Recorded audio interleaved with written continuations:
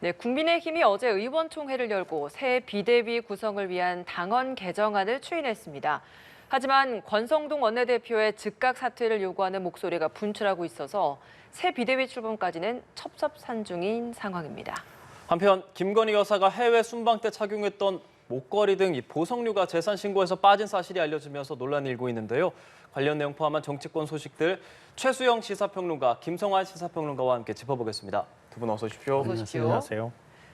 네, 국민의힘 사흘 만에 의원총회 열고 어제 오전, 오후에 걸쳐서 4시간 가까이 의원총회를 열었습니다. 치열한 토론을 벌였다고는 하는데 그 결과는 그대로였습니다. 비대위 띄우고 그에 맞게 당헌당규 바꾸자.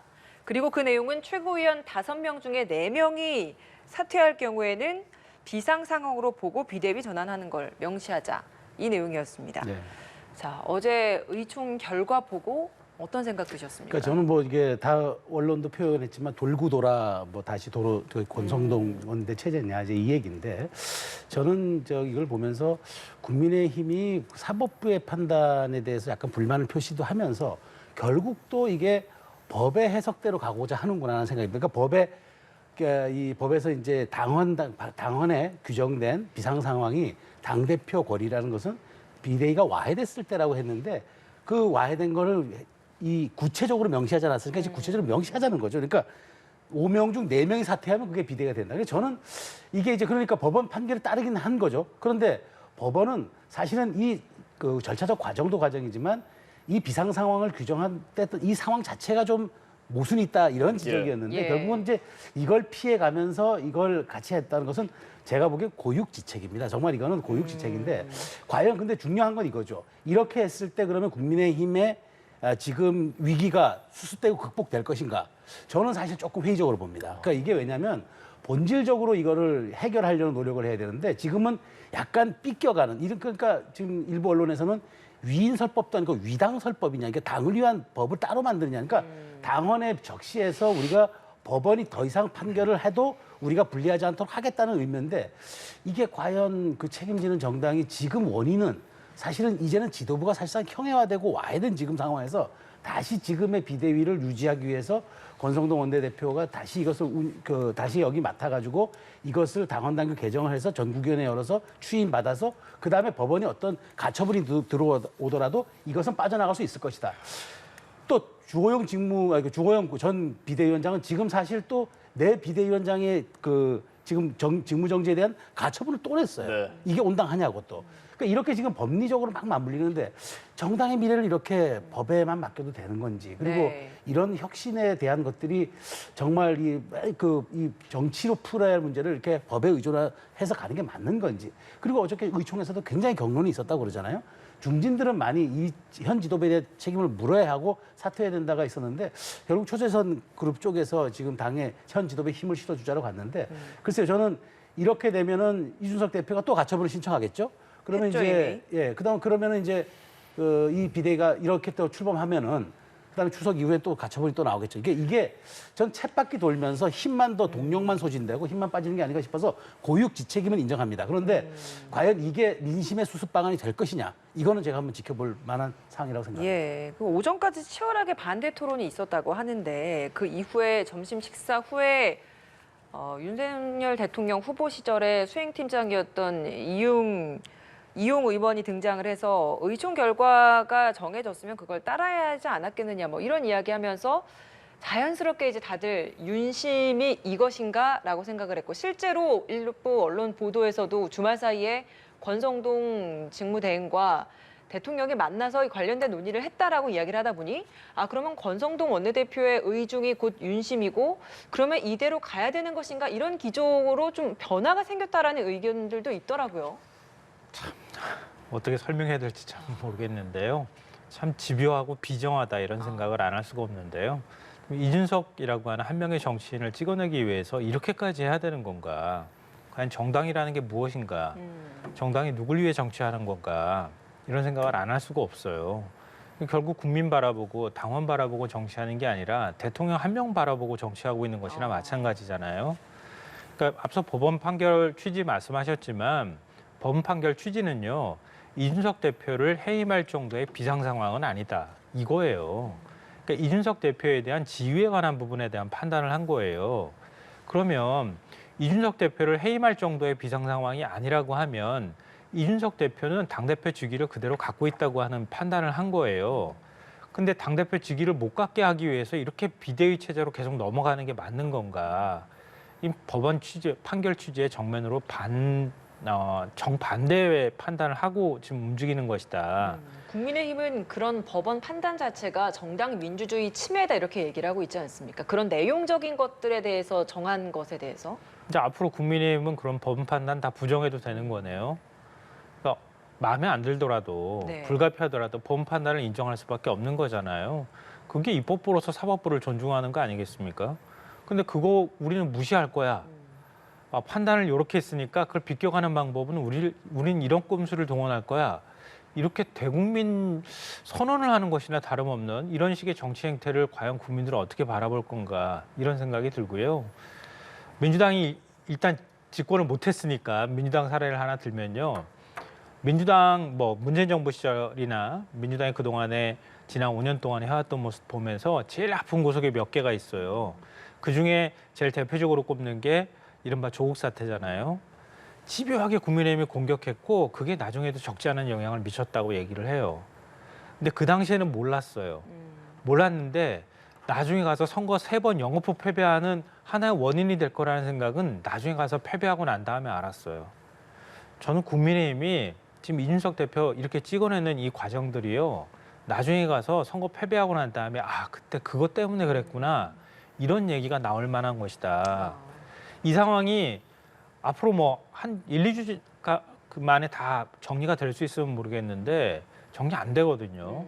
예를 들면 비대위 갔다가 조기 전대로 간다고 치죠. 이준석 대표 또 가처분 신청할 거예요.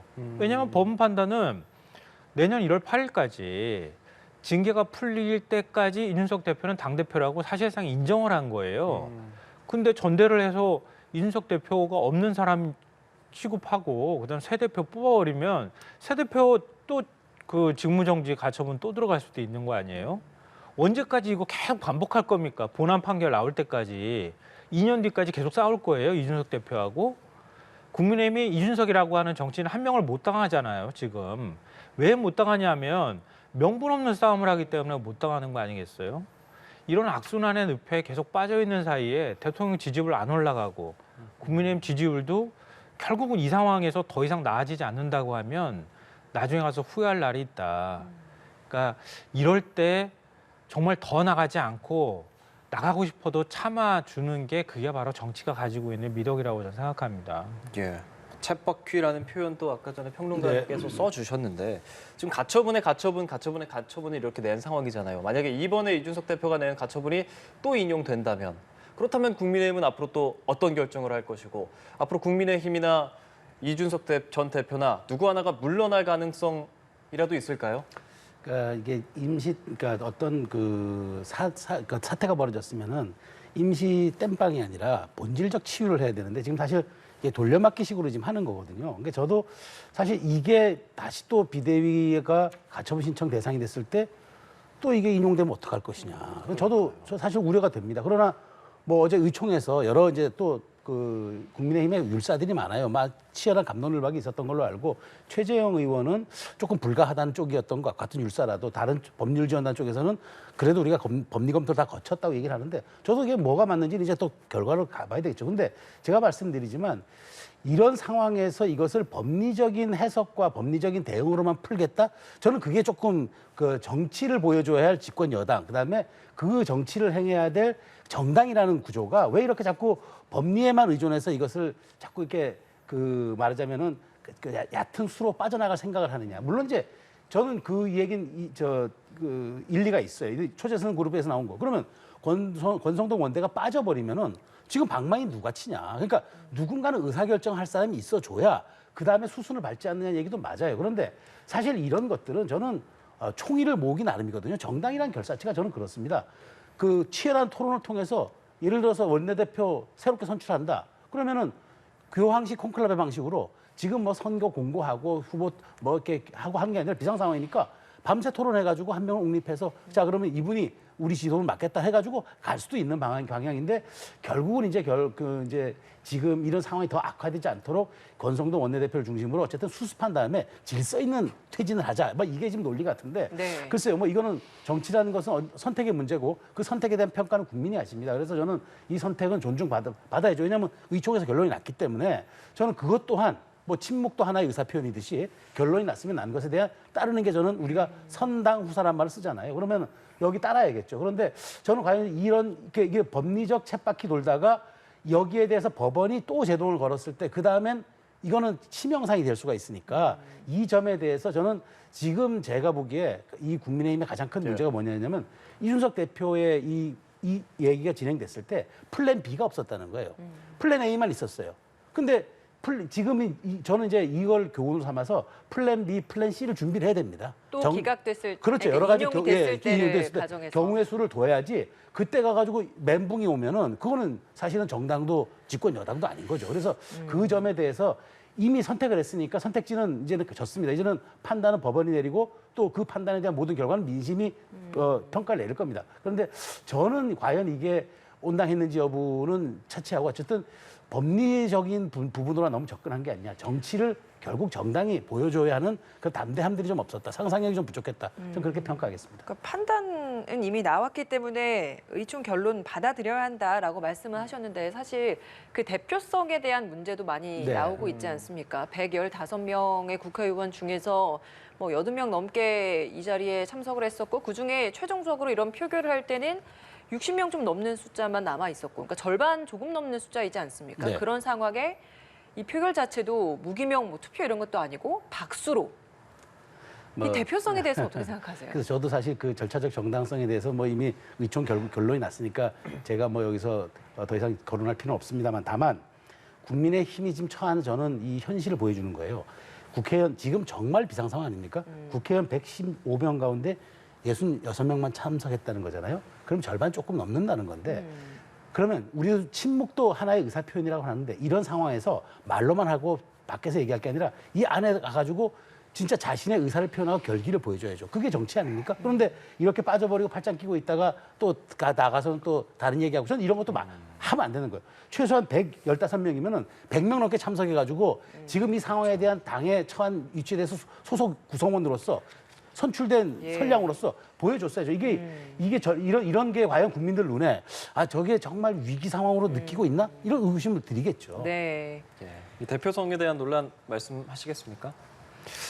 뭐 민주당이 전당대회 할 때요 투표율이 40%가 안 됐다고 해서 이재명 당대표 선출에 관해서 굉장히 많이 공격도 하고 뭐 그렇게 했잖아요. 근데 하다못해 권리당원도 아니고 국회의원들이 모여서 의원총회 하는데 투표율이 한 50% 정도밖에 안 되는 거 아니에요. 그럼 뭔가에 불만이 있다는 얘기로 비칠 수밖에 없잖아요.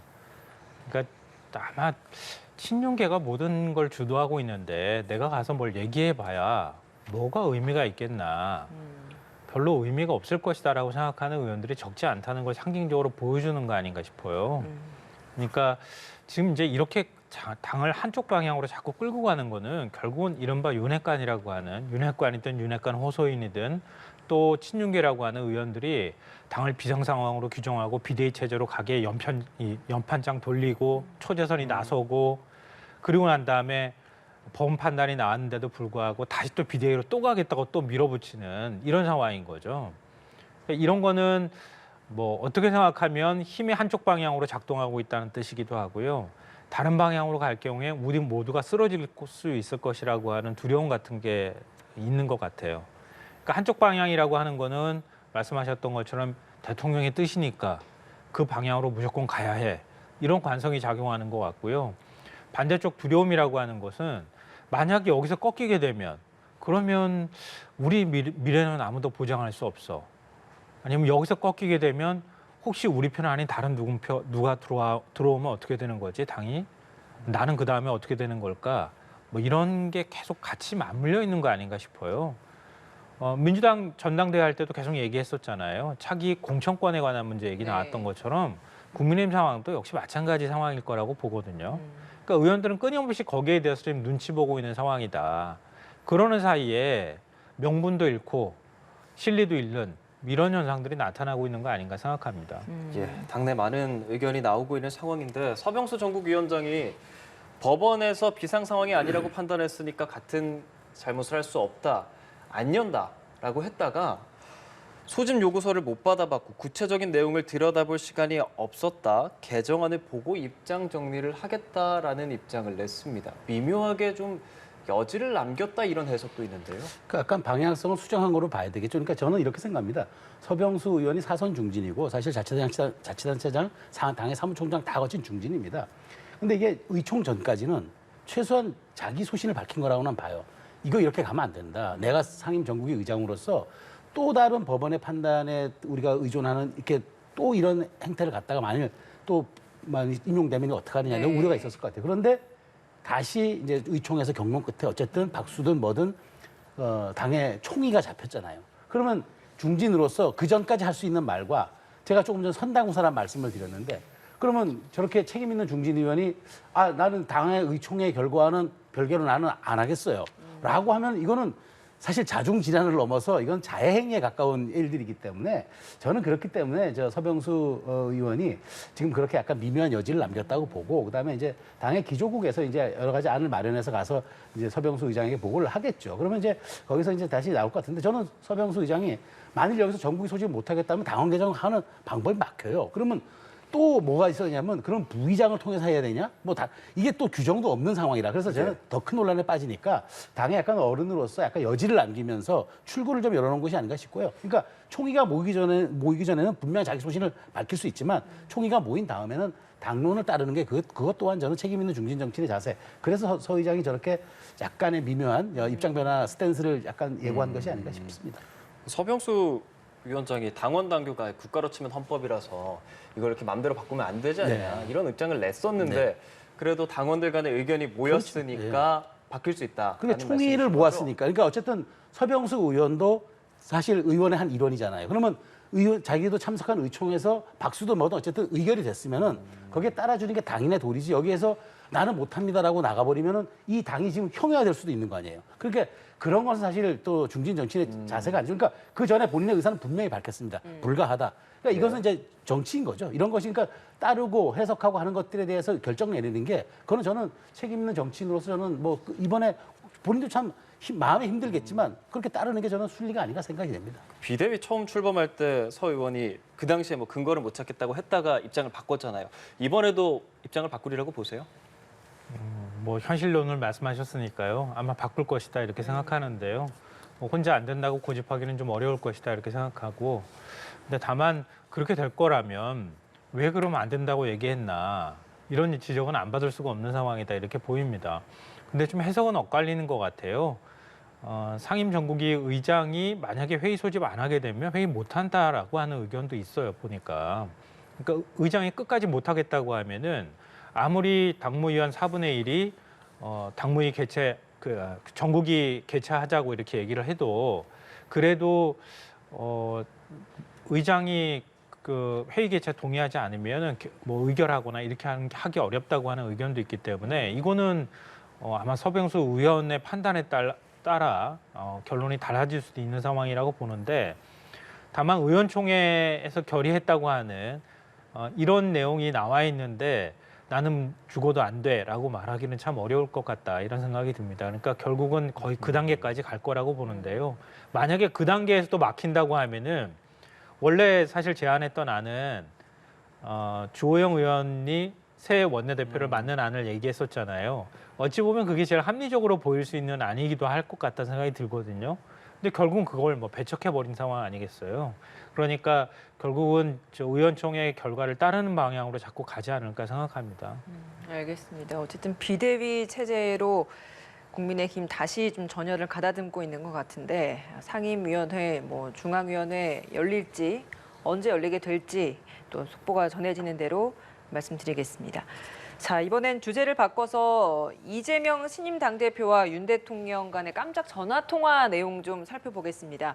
어제 이진복 정무수석이 축하난 전달을 하면서 그 자리에서 통화 좀 하고 싶어 하신다라고 하면서 깜짝 통화가 성사되지 않았습니까? 3분가량 통화를 했다고 하는데 이 자리에서 아니나 다를까 이 영수회담과 관련된 입장이 좀 나왔습니다. 대통령의 입장은 어떤 의미라고 받아들이셨어요? 저는 지금 뭐 이렇게 내용을 놓고 보면은 영수회담에 대해서 아주 부정적인 입장은 아닌 것 같아요. 왜냐하면 지금 대통령께서도 사실 지금 여러 가지 처한 상황이 녹록치 않고 그다음에 하반기 국회에서 정말 민주당의 협조 없이 뭐 우리가 연금, 노동, 교육 이런 3대 개혁 입법 과제도 마찬가지지만 과연 할 수 있을까? 이런 동력이 있을까? 그렇다면 민주당 협조를 받기 위해서는 뭐 그런 모습을 보여주는 게 나쁘진 않겠다 생각이 들어요. 다만 이제 이런 건 있겠죠. 지금 상황에서 여러 가지 정무적 고려는 돼야 될 겁니다. 지금 물론 이제 이재명 의원 대표가 되면서 민주당이 이제 이재명의 민주당이 됐지만 지금 또 사법 재판들이 계속 지금 진행되고 있는 상황에서 대통령과의 1대1 독대 이게 영수회담 이것은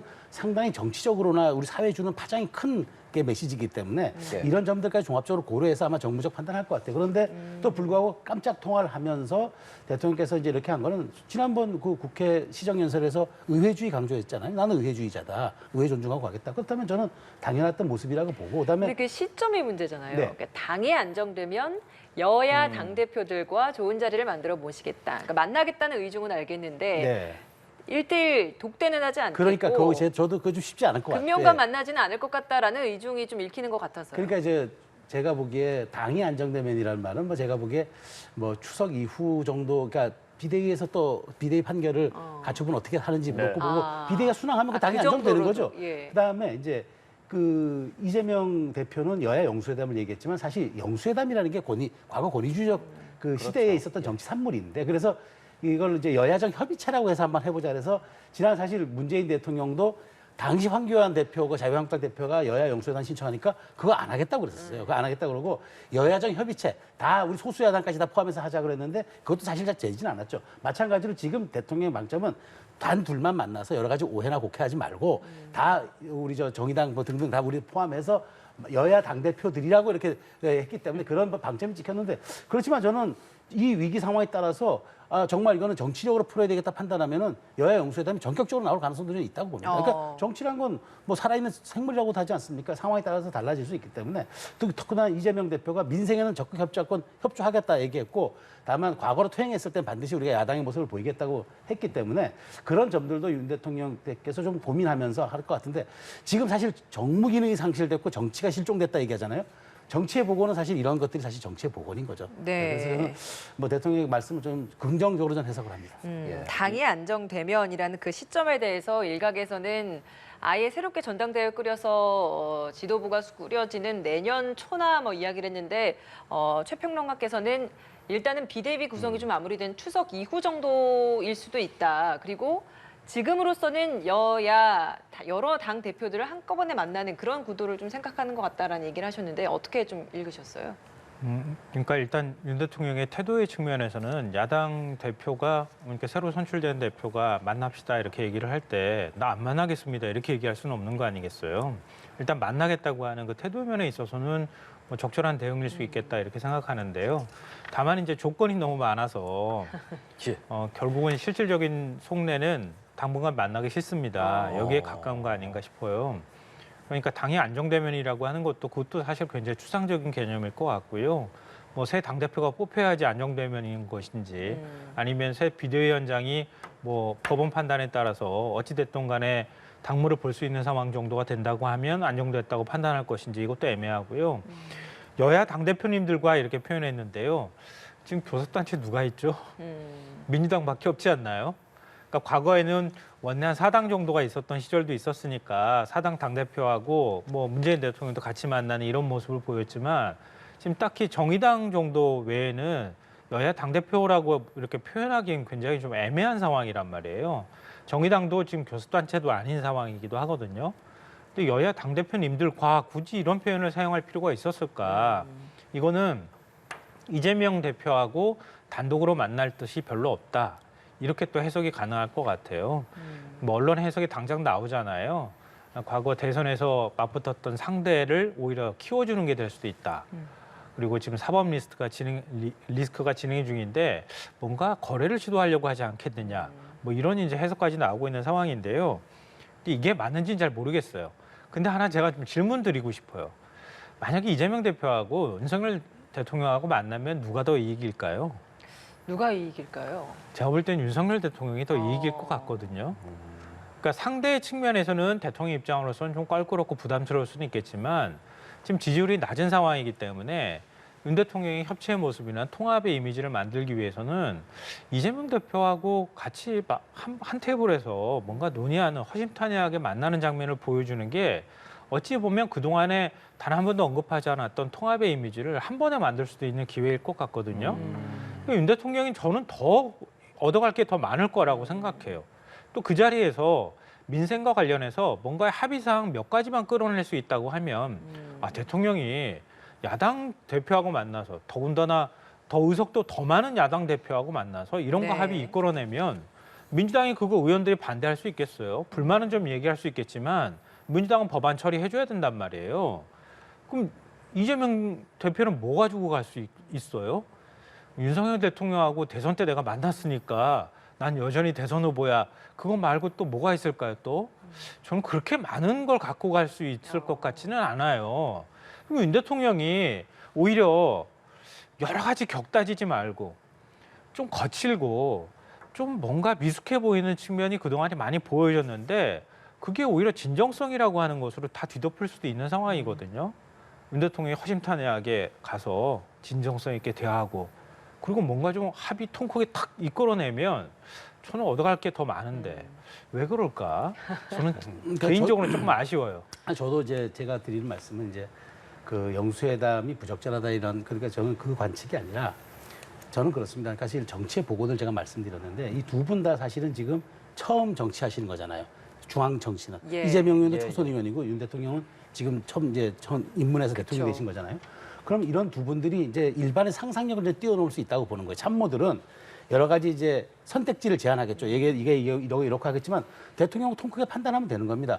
그럼에도 불구하고 정치의 복원을 하겠다라고 판단하시면 할 수도 있는 거라고 저는 보는 거예요. 다만 이제 이 영수회담이라는 게 왜 미묘하냐면 사전에 참모들이 90% 의제를 다 조율합니다. 네. 정상회담과 비슷해요. 예. 그래서 거의 90%까지 맞춰놓고 나머지 10%에 대해서 두 분이 거기서 이제 뭐 통크게 합의하든가 뭐 그래서 대변인들이 다 조율하고 발표문까지 서로 네. 다 조율하잖아요. 예. 그렇기 때문에 이 과정이 굉장히 정치해야 되기 때문에 그런 부분이 약간 조금 약간 이제 과제로 남는 거지. 저는 제가 보기에 대통령께서 어느 순간 통크게 한번 단둘이 만납시다라고 할 수도 있다는 생각이 듭니다. 예, 대통령과 이재명 대표의 만남이 있다면 언제가 될지 좀 지켜보도록 하고요. 이런 가운데 윤석열 대통령 배우자 김건희 여사에 대한 논란 연일 나오고 있습니다. 어제 국회 운영위에서는 나토 순방 때 김건희 여사가 착용했던 목걸이 같은 이 보석류가 재산 신고에서 빠진 것을 두고도 공방이 벌어졌는데요. 그 내용 들어보고 오시죠. 그 김건희 여사가 나토 순방 때 착용하셨던 목걸이가 목걸이랑 팔찌가 고가다 아니다 이런 기사가 나왔었던 걸 봤습니다. 혹시 보셨죠? 예, 보도는 봤습니다. 재산 신고 보니까 보석류는 하나도 신고를 안 했더라고요. 혹시 그거 확인해 보셨습니까? 저희 총무비서관실에서 보증 신고했는지 그 부분에 대해서는 검증을 하지 않습니다. 협찬이면 협찬이다, 아니면 이미테이션이다, 아니면은 이게 재산 신고가 누락된 것이다, 아니면 요건이 안 된 것이다 이런 정도의 해명을 하는 게 필요하다.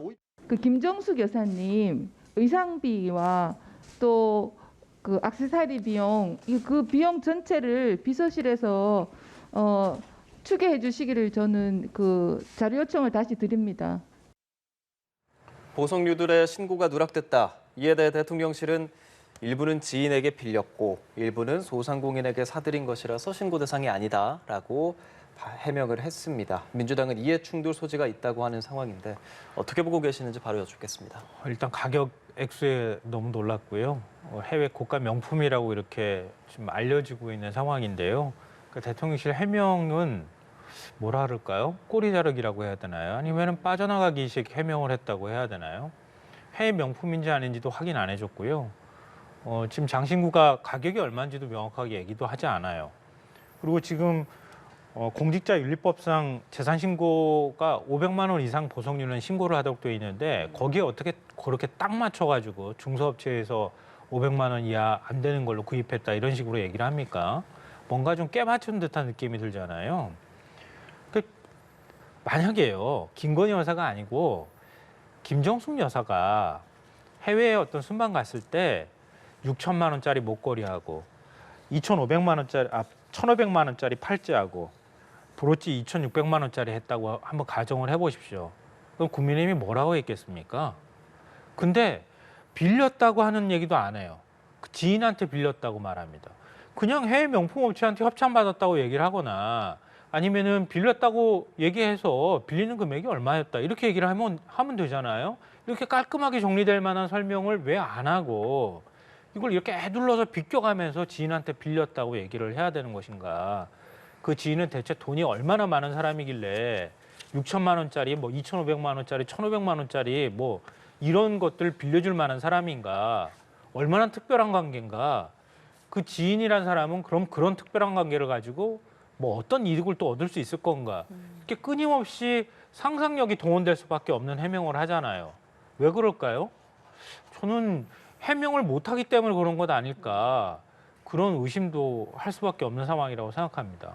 예. 최소영 평론가님 바로 의견 뭐 저는 듣겠습니다. 사실 이걸 논란을 보면서 그 사실 우리가 좀 이렇게 중차대한 정치 국면을 들여다보는 상황에서도 이렇게 그 대통령 부인의 이런 장신구까지도 이렇게 정말 이렇게 각별한 관심을 갖고 들여다보는구나.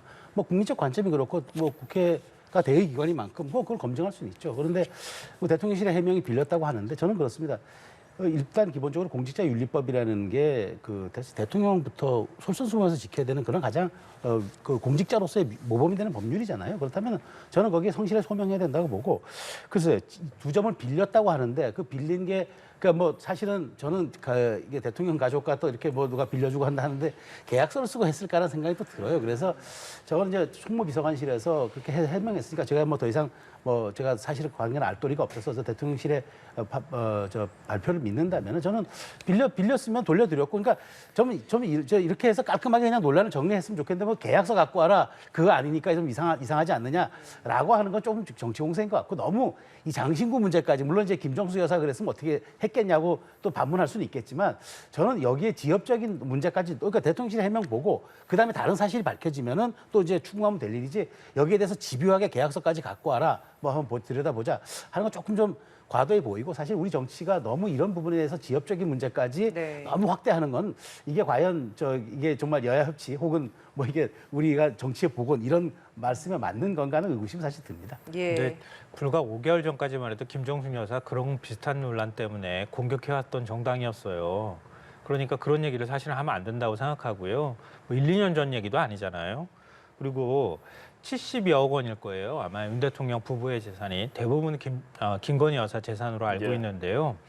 70억 원이라고 가정해보죠. 76억 원이었고 그중 71억 원이 김건희 여사의 네. 재산이라고 나왔죠. 그러면은 지금 보석 가격 합하면 거의 1억 원에 육박하는 거 아니에요? 재산 신고했으면 했었어야 되는 거잖아요. 자연스럽게 의문이 따라갈 수밖에 없는 거 아니에요.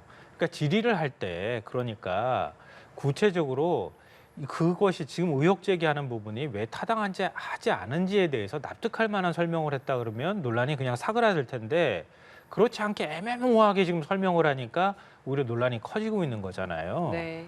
근데 그 국민들은 뭐 퍼스트 레이디가 나가서 해외에서 굉장히 멋있는 모습 보여주고 다른 뭐 다른 나라 대통령 영부인들과 비교해서 절대 뭐 패션 감각 뒤지라고 얘기하는 건 아니잖아요.